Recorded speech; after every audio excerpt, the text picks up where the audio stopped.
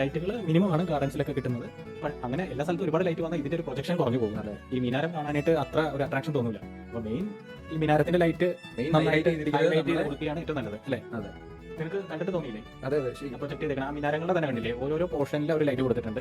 അതുകൊണ്ട് തന്നെ അത് നല്ല ഭംഗിയാണ് ദൂരെ നിന്ന് കാണാൻ വേണ്ടിയിട്ട്. ഈ രാത്രിയാണെങ്കിൽ അത്യാവശ്യം നല്ല ആൾക്കാരുണ്ട് കേട്ടോ.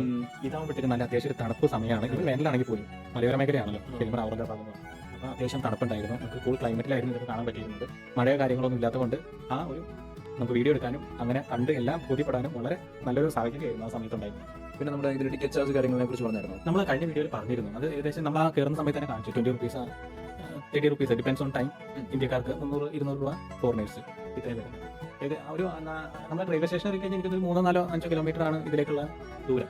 വളരെ ഒരു ബുദ്ധിമുട്ടില്ല ഇവിടെ എത്തിച്ചേരാനായിട്ട്. ടൗണിന്റെ ഏകദേശം ഒരു അറ്റത്തായിട്ട് തന്നെയാണ്. സുഖമായിട്ട് നമുക്ക് ഇവിടെ എത്തിച്ചേരാൻ പറ്റും. പക്ഷെ അവിടെ ചെന്ന് കഴിഞ്ഞാൽ ഇത് മിസ് ചെയ്യരുത്. ഇതെന്നല്ല, ഈ ഔറംഗാബാദ് ഒരു പഴയ പട്ടണമാണെങ്കിൽ കൂടി ഇവിടെ കാണാൻ പറ്റുന്ന നിയർ ബൈ പ്ലേസസ് ഒരുപാടുണ്ട്. നമ്മൾ നേരത്തെ വീഡിയോയിൽ പറഞ്ഞല്ലോ, എല്ലാ കേസ് അച്ഛൻ്റെ കേസ് കുറച്ചും കൂടെ പോയി കഴിഞ്ഞാൽ പിന്നെ ഈ ആ വഴി തന്നെ നേരെ പോയി കഴിഞ്ഞാൽ നമ്മൾ ആദിശങ്കരാചാര്യരുടെ ഒരു വലിയ പ്രതിമയും അതിനെ അനുബന്ധിച്ച ഒരു ടെമ്പിൾ കൂടി ഉണ്ട്. അത് നമുക്ക് അന്ന് വിസിറ്റ് ചെയ്യാൻ പറ്റില്ലായിരുന്നു. പക്ഷെ പിന്നീട് വീട്ടിൽ പോകണം. അവിടെ ആ ഒരു പ്രൊജക്ഷൻ, ആ ബിൽഡിങ്ങിന്റെ ഓരോ അല്ലെ ഡീറ്റെയിൽ ആയിട്ട് ആ ഡീറ്റെയിലിംഗ് വരെ നമ്മൾ കാണിച്ചു തരുന്നുണ്ട്. ഇതാണ് ആ പകൽ വന്നപ്പോൾ നമുക്ക് ഇത്രയും ഡീറ്റെയിൽ ചെയ്തിട്ട് നമുക്ക് മനസ്സിലായില്ലായിരുന്നു അല്ലെ? ഈ രാത്രി സമയത്ത് ആയി കഴിഞ്ഞപ്പോൾ ഓരോ ഇഞ്ചും നമുക്ക് മനസ്സിലാവുന്ന രീതിയിലാണ്. അതെ, നമുക്കിതില് ശരിക്കും അല്ലെ നോക്കിക്കേ.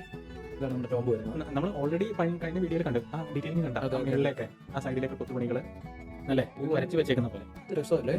നമ്മളെ പകലുള്ള വീഡിയോയിൽ ഓൾറെഡി കണ്ടതാണ്. എങ്കിലും നമ്മളിപ്പോൾ രാത്രി വന്ന സ്ഥിതിക്ക് അതിൻ്റെ ഉള്ളിൽ എന്തായാലും കാണാതെ, അല്ലെങ്കിൽ ഈ ഒരു വിഷ്വൽ മാത്രം, അതായത് ഈ ഒരു വീഡിയോ മാത്രം ആൾക്കാർ കാണുന്നുണ്ടെങ്കിൽ അതിൻ്റെ ഉള്ളിലെ കാര്യങ്ങൾ എന്തായാലും എല്ലാവരും കണ്ടിരിക്കണമല്ലോ അല്ലേ?